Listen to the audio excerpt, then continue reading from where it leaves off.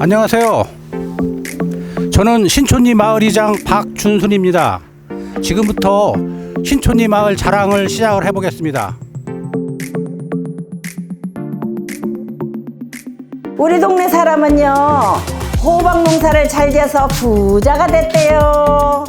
우리 동네는요, 젊은 사람들이 많이 들어와서 활기찬 동네가 돼서 너무너무 행복합니다. 우리 마을은 젊은이들과 어르신들이 일심동체가 돼서 아주 화기애애하고 마을이 밝고 아주 살기가 좋습니다. 놀러 오세요. 우리 마을에는 조선시대에 유명했던 박훈 선생님의 신도비가 있어요. 마을 어르신들이 마을 자랑에 신이 났네요. 자, 이제 우리 신촌마을 구경 좀 해보실까요?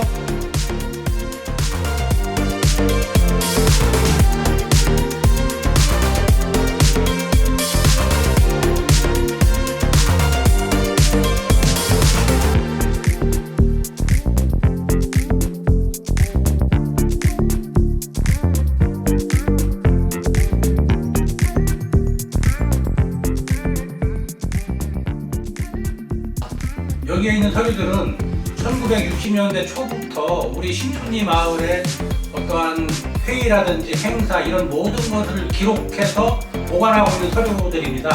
그러니까 역사적으로 상당히 귀중한 서류라고 볼 수가 있습니다. 우리 동네 분들이 어떻게 살아오셨는지 또 지금은 어떻게 살고 있는지 이야기 좀 들어볼까요?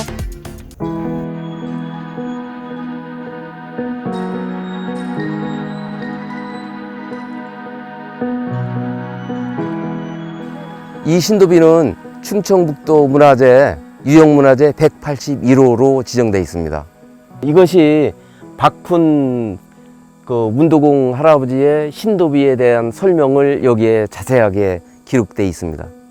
당시 시제를 지낼 때는 문중에서 150명 내지 200명 정도가 전국 각지에서 일이 모여서 시제를 지내고 끝난 다음에 그 음식을 몫으로 나눠주는데 그때는 이제 먹고 살기가 힘들어가지고 그 초등학생들이 학교 끝나고 이제 그 하굣길에 쭉 줄을 서가지고 수십 명이 줄 서 있다가 시제 끝난 다음에 몫을 받아가지고 가기도 했어요.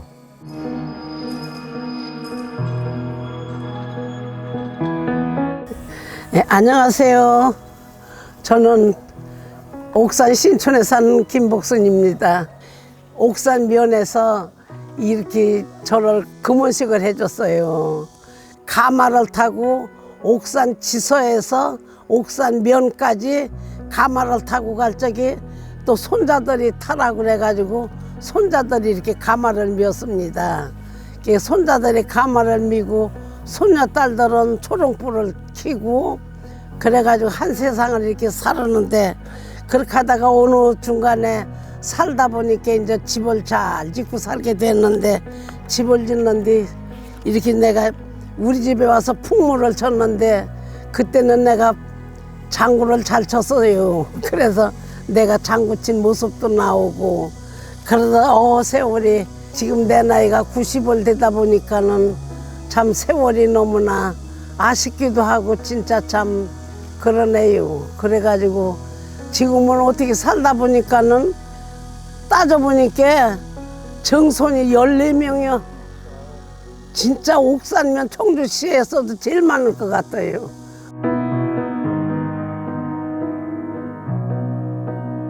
처음에 이제 벼농사 위주로 해가지고 이렇게 농사를 하다가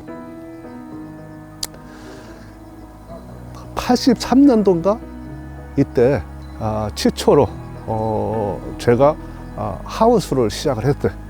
최초로 하우스를 시작해서 5명이서 그때 이제 제가 새마을 지도자를 보면서 처음으로 정부에서 그 파이프 자금을 융자를 받고 이렇게 해서 5명의 하우스를 시작해가지고 하우스 공사를 시작했죠.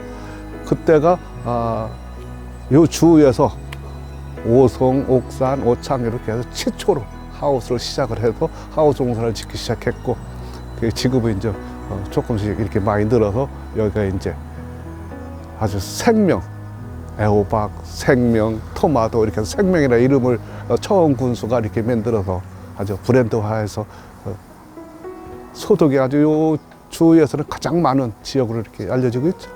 가락동 시장적으로 가보니까 거기서 애호박이 나와 있어. 저 평택 진이 호박이라고 나와 있는데 그 사람들이 선별해서 지금 여기 식으로 일정한 크기로 나왔는데 우리가 볼 때는 너무 그림 같았어요. 그래서 그 농사를 우리가 한번 해보자 그랬는데 지역 주민들이 호박이라는 것은 시골에서 주방에다 이렇게 올려서 그거 따먹고 뚝에다 올려서 따먹고 이렇게 하는 거지 그걸 누가 사 먹겠느냐고 또 안 했어. 그런데 그걸 한번 해서 농사를 해서 보니까 그 소득이 좀 있는데 그 때문에도 그때 당시에 이제 여기 호박이 애호박 출하가 전국에서 한 70%를 차지했어요. 양이 70%를 차지했었고 품질로는 하루 1위를 차지할 정도로도 애호박이 아주 유명해졌어요. 그러다 보니까 우리 부락에서도 한 농가 한 농가 더 참여를 하게 됐고 뭔가 지금 다른 농가에 비해서 이 하우스가 소득이 좋다 보니까 다른 지역에는 젊은 사람들이 없는데 이 지역만큼은 젊은 사람들이 많이 들어왔어요. 그러다 보니까 이 젊은 사람들이 최고 학부를 나오는 그 젊은 사람들이 이 들어와서 농사를 하다 보니까 한두에는 이 사람이 조금 몰라도 빨리 알아. 빨리 알고 또 그 사람들이 너무 잘해. 그러다 보니까 우리보다 더 농사를 잘 지어요. 우리가 가르쳐 줄 게 없어요.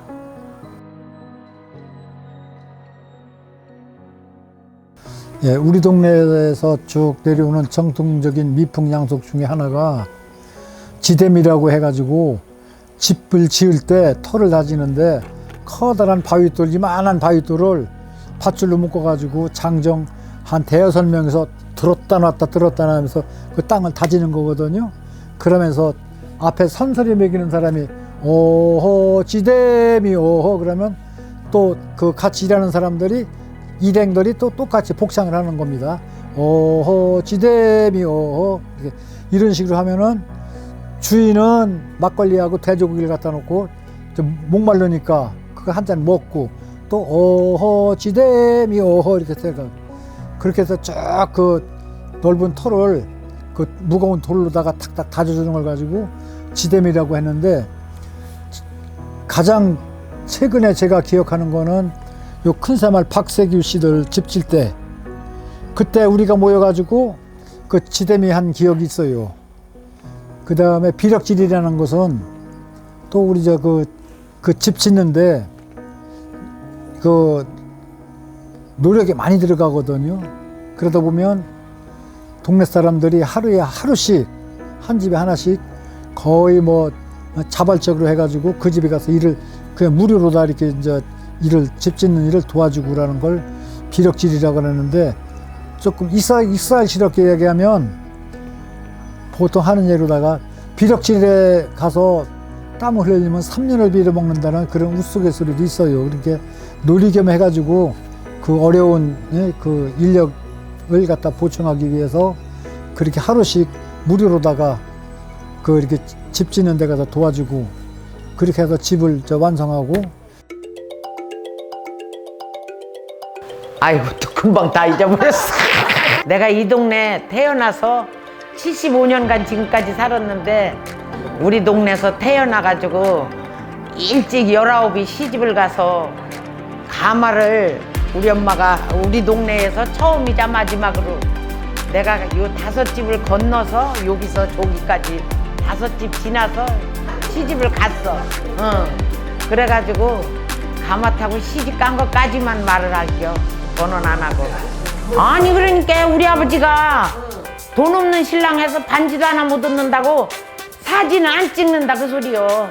그래갖고 안 불러서 카메라 그때는 그런 게 구했잖아. 그래갖고 안 찍었어. 그렇지. 그렇게 하고 약혼 사진만 요만한 거 하나 있어. 그 집이 있는 게 그거요. 안녕하세요. 요 신양로에 대해서 제가 말씀을 드리겠습니다. 풀에 따라서 지금 말하자면 방울나무 있죠. 그거를 저 쌍청 가서 구입을 해갖고 한 집에서 3개씩 그거를 지고 오는 거예요. 할당을 해서. 그래서 그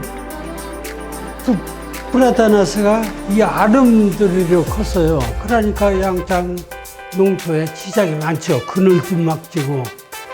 그 시절만 해도 나무가 얼마나 구한지, 가을에면은 배 비고 나면 그 이빨이 쏟아지면 그거가 못 이어서 자루에다가 담아서 그걸 손수 떼고 살았어요, 옛날에. 그러고 이제 그 플라타나스가 있을 때는 그게 마을의 정자예요. 더운데 이 들판에서 일하고 점심 때는 밥광주리를 그 나무 밑에 놓으면 선수 나와요. 저 제방 밑에 있어도 일하다가 식이겸. 지금은 조금 이제 소득이 좋다고 하우스라고 소득이 올라가다 보니까 그래도 학생이라는 게 들어오니까 그래도 희망은 있습니다. 그래서 농촌도 아직까지도 제가 생각할 때는 자기만 움직이고 자기가 하면 좀 괜찮지 않는가 이렇게 생각을 해요. 우리 동네는 기능한 사람들이 있어요. 네, 그러니까 근데 뭐 한 최고학벌까지 나와가지고 한 4-5명이 기능을 했어요. 제 동네는 그래도 희망이 있다 생각을 하는 거예요. 가만있어. 자, 신촌마을은 미호강과 접해 있어 많은 추억들이 있습니다. 자, 어떤 추억들이 있나 이야기 좀 들어볼까요?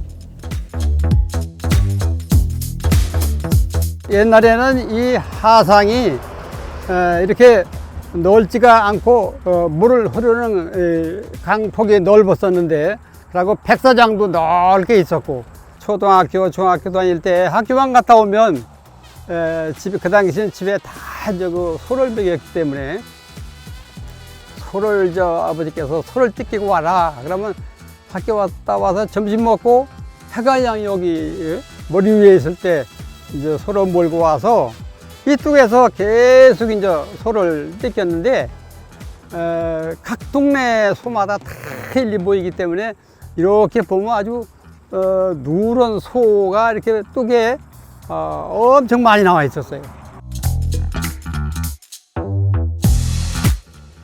여기 오니까 제가 옛날에 미호중학교 다니던 그 기억이 새롭게 납니다.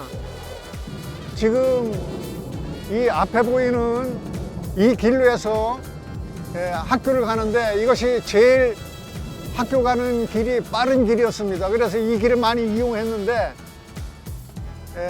겨울철에 찬물을 맨발로 걸어 다니느라고 사실 고생을 많이 했습니다.